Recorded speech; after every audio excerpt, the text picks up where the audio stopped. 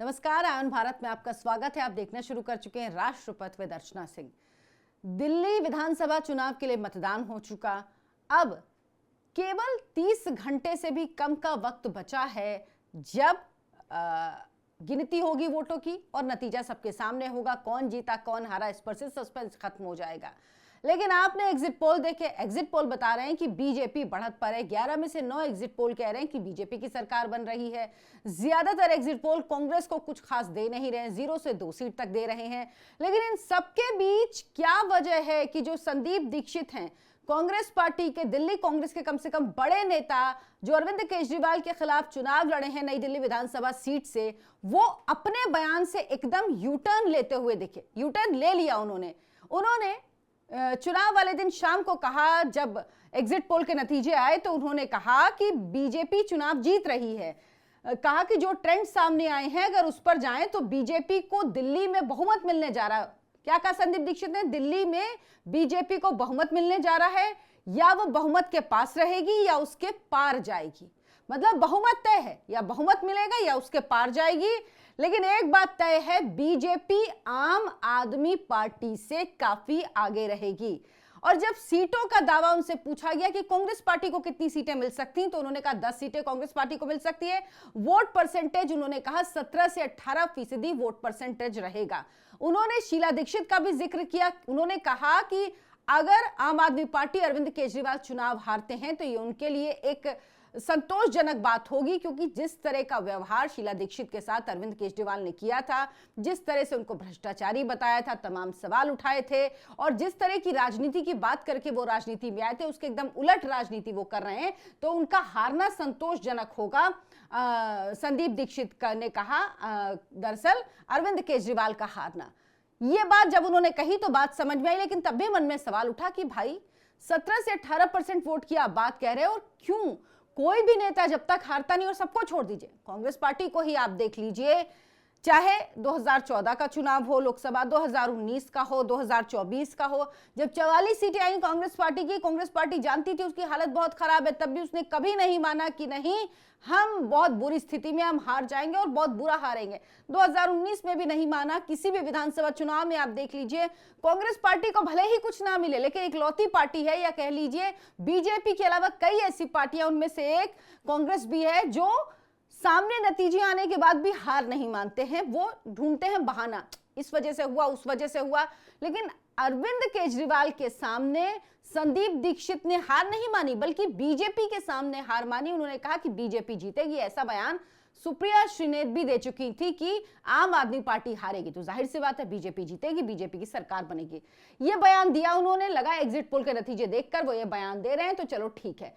लेकिन सवाल ये उठा कि आखिर ऐसा क्या हुआ, ऐसी कौन सी बड़ी बात हो गई कि उसके बाद अगले दिन सुबह, यानी आज सुबह ही संदीप दीक्षित एकदम अपनी बात से पलट गए। जिन संदीप दीक्षित ने एक दिन पहले कहा था कि अरविंद केजरीवाल को दिल्ली छोड़कर भागना पड़ेगा, अरविंद केजरीवाल पंजाब के मुख्यमंत्री बन जाएंगे, वो अगले ही दिन कहने लगे कि नहीं, आम आदमी पार्टी को बढ़त है। दरअसल वो कह रहे हैं कि एग्जिट पोल भले ही कुछ कह रहा हो, लेकिन वो आम आदमी पार्टी को कम आंक रहा है। मुझे लगता है कि जैसा दिखाया जा रहा है, स्थिति उतनी खराब नहीं होगी। सोचिए, एक दिन पहले जो कह रहे हैं कि अरविंद केजरीवाल दिल्ली से भाग जाएंगे, अरविंद केजरीवाल पंजाब के सीएम बन जाएंगे, अरविंद केजरीवाल चुनाव हार जाएंगे, बीजेपी बहुमत के पास पहुंचेगी या बहुमत को पार कर जाएगी, उन्होंने एकदम से यू टर्न ले लिया और कह रहे हैं एग्जिट पोल पर भरोसा नहीं किया जा सकता। मुझे लगता है दिल्ली में आम आदमी पार्टी की सरकार बन जाएगी। हमने दिल्ली में देखा है, लोगों में विकास को लेकर ज्यादा रुचि नहीं थी, फ्री बिजली, पानी और पैसे मिलने के वादे पर ज्यादा दिलचस्पी थी।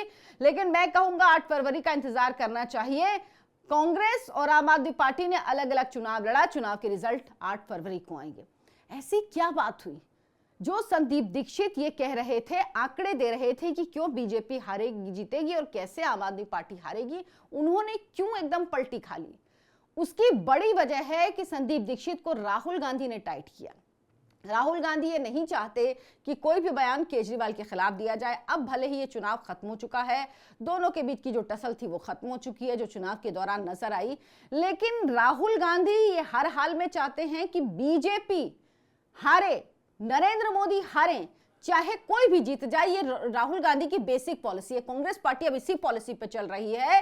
राहुल गांधी जो चुनाव लड़ते हैं वो बीजेपी को हराने के लिए लड़ते हैं, कांग्रेस पार्टी जीते इसके लिए नहीं लड़ते हैं। जबकि हर व्यक्ति इसलिए लड़ता है कि दूसरी पार्टी हारे ही, लेकिन वो इसलिए लड़ता है कि वो चुनाव जीते। अब कोई चुनाव जीतेगा तो उसका बाय प्रोडक्ट होता है कि सामने वाली पार्टी हारेगी ही, लेकिन राहुल गांधी को इससे मतलब नहीं है। राहुल गांधी से अगर आप कहेंगे कि ये तीसरी पार्टी जीत जाएगी लेकिन आपको हारना होगा तभी बीजेपी हार पाएगी, तो वो कहेंगे ठीक है, हमको मंजूर है, हम हार जाएंगे, हम इसके लिए युद्ध के मैदान में भी नहीं उतरेंगे, हम यहीं पे अपनी तलवार, अपने सारे अस्त्र शस्त्र रख दे रहे और हम नतमस्तक हुए जाते हैं। राहुल गांधी इस मेंटेलिटी पे चलते हैं। वरना आप सोचिए क्या वजह थी जो संदीप दीक्षित ये कह रहे हैं कि अगर अरविंद केजरीवाल चुनाव हारे तो उनके मन में संतोष होगा, क्योंकि शीला दीक्षित उनकी मां है, जाहिर सी बात दिल्ली की मुख्यमंत्री रही थी इतने लंबे समय तक। उनके साथ जो अरविंद केजरीवाल ने व्यवहार किया था वो व्यवहार गलत था, लेकिन अब ये पलट गया, एकदम से बात इन्होंने बदल दी और अब कह रहे हैं, पहले कहा था इन्होंने कि आईटी का इंजीनियर कैसे एक बात कर सकता है कि यमुना में जहर मिला हुआ है, लेकिन अब वो ये बात कह रहे हैं, मुझे समझ में नहीं आ रहा है। क्या आप सोच सकते हैं कि इस तरह की पॉलिटिक्स कांग्रेस पार्टी कर रही है? अरविंद केजरीवाल परेशान है, आम आदमी पार्टी परेशान है। वो कह रहे हैं कि उनको एग्जिट पोल पर भरोसा नहीं है, और बात सही है, दिल्ली के एग्जिट पोल ज्यादातर गलत ही साबित होते हैं। लेकिन इस बार जमीन पर जो सेंटीमेंट दिखा है, जो लोगों का सेंटीमेंट दिखा है, वो ये कह रहा है कि बीजेपी जीतने वाली है। और यकीन मानिए जो संदीप दीक्षित ने बात कही उससे तय हो जाता है कि बीजेपी जीतेगी। संदीप दीक्षित ने कहा कि कांग्रेस पार्टी 17 से 18% वोट ला रही है, और अगर कांग्रेस पार्टी 17 से 18% वोट ला रही, जो पिछली बार 2020 में 4% वोट पर थी, तो बीजेपी की जीत बिल्कुल तय है। और यही कैलकुलेशन संदीप दीक्षित का भी था, क्योंकि अगर कांग्रेस पार्टी इतने वोट हासिल कर लेती है तो बीजेपी ट्रायंगुलर मुकाबले में जीत जाएगी, ये बिल्कुल तय है। लेकिन वही बात कि भले ही अरविंद केजरीवाल जीत जाएं, भले ही कांग्रेस पार्टी दिल्ली से खत्म हो जाए, क्योंकि कांग्रेस के लिए रिवाइवल के लिए जरूरी है कि वो धीरे धीरे आगे बढ़े। अगर इस बार 17 से 18% वोट हासिल करती है तो अगली बार उसके बढ़ने की चांसेस और ज्यादा होंगे, उसके बढ़ने के आसार और ज्यादा होंगे। लेकिन कांग्रेस पार्टी इन बातों में भरोसा ही नहीं करती। आप सोचिए राहुल गांधी किस तरह की राजनीति कर रहे हैं। वो ऐसा लगता है कभी कभी कि अरविंद केजरीवाल के सामने उन्होंने दंडवत कर दिया है, अरविंद केजरीवाल के सामने वो एकदम नतमस्तक हो चुके हैं। कभी वो चुनाव के मैदान में उतर आते हैं और उसके बाद सीधा सीधा अरविंद केजरीवाल का नाम लेकर उन पर हमले करते हैं। लेकिन उसकी वजह भी वो थी जब अरविंद केजरीवाल ने भ्रष्टाचारियों का जो पोस्टर जारी किया था उसमें राहुल गांधी की तस्वीर लगा दी थी। इसके पहले राहुल गांधी बच बच के किनारे किनारे से अरविंद केजरीवाल के खिलाफ चुनाव प्रचार में बोल रहे थे। लेकिन अब जिस तरह की बात संदीप दीक्षित ने कही, एक दिन पहले कहा कि अरविंद केजरीवाल हार रहे हैं, आम आदमी पार्टी सरकार नहीं बनाएगी, अरविंद केजरीवाल दिल्ली से भाग जाएंगे, अरविंद केजरीवाल पंजाब के सीएम बनेंगे। अगले दिन कह रहे नहीं, बीजेपी हारेगी, आम आदमी पार्टी बीजेपी से किसी भी तरह बेहतर स्थिति में रहेगी। तो इसकी वजह क्या है, क्या कारण है, कहां से ये बात आई? ये बिल्कुल साफ है, राहुल गांधी ने संदीप दीक्षित को समझाया कि भाई हारना तो हमें वैसे ही है, हार तो हम रहे ही हैं, लेकिन हमारे जो इंडिया अलायंस में साथी हैं कम से कम उनको तो नाराज मत करिए। हालांकि राहुल गांधी कांग्रेस पार्टी कहीं बहुत ज्यादा अरविंद केजरीवाल को पसंद नहीं करते, लेकिन मजबूरी में मोदी के खिलाफ राहुल गांधी किसी के भी साथ आ सकते हैं। यही वजह है कि अरविंद केजरीवाल के साथ राहुल गांधी खड़े थे कब? इंडिया अलायंस जब बना। अब खैर वो है नहीं, मुझे तो नहीं लगता है, बाकी फॉर्मली कोई इसका अनाउंसमेंट करता नहीं है, लेकिन ज्यादा समय नहीं है। एग्जिट पोल जो कह रहे हैं वो सही साबित होगा, या एक बार फिर से चौथी बार दिल्ली के लोग अरविंद केजरीवाल को मुख्यमंत्री बनाएंगे।